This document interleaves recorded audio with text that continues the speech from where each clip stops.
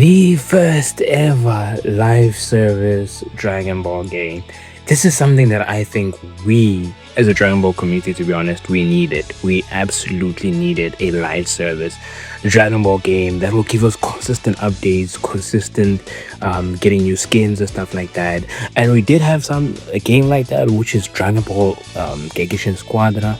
But I mean, that 3D type of arena fighter that has consistent updates. And for Xenoverse 3, we are getting that. So let's go read what the producer said.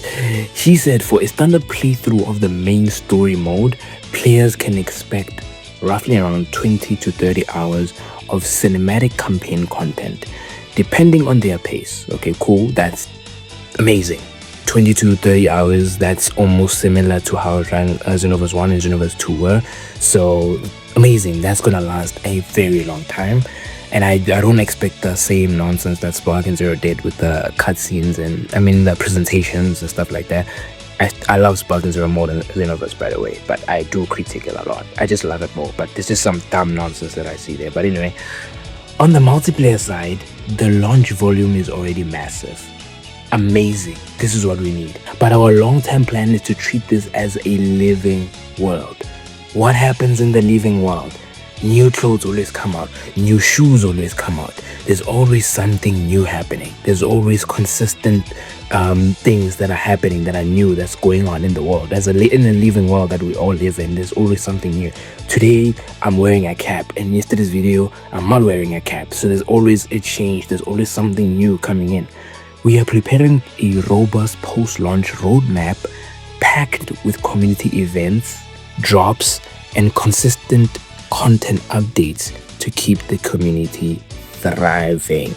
Ladies and gentlemen, this is amazing for us Dragon Ball fans, to be honest. They're hitting the exact spot we need, because that's what we kind of needed from Sparking.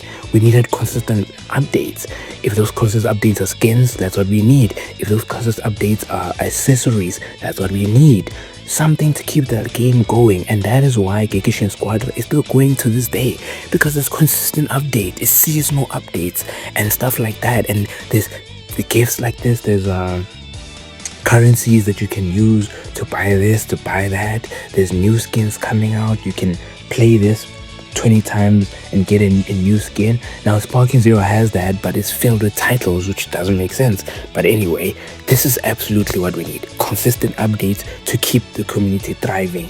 Treat your game as a living world so it can have longevity, so it can last long, 10 years. And that is why Xenoverse 2 lasted for so long, because it was just filled with a already massive amount of content, and it was always getting the updates, the DLCs and stuff like that.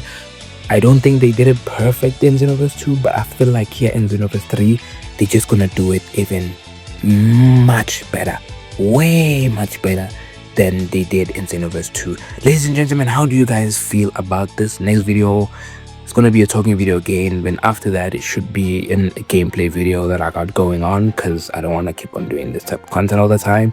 But ladies and gentlemen, what do you guys think of this? Do you think this is an amazing thing? Do you think we actually needed this, a arena fighting type of fighting game that has consistent updates? I think we did. Ladies and gentlemen, I am Alpha Dome, and the job is done. Peace.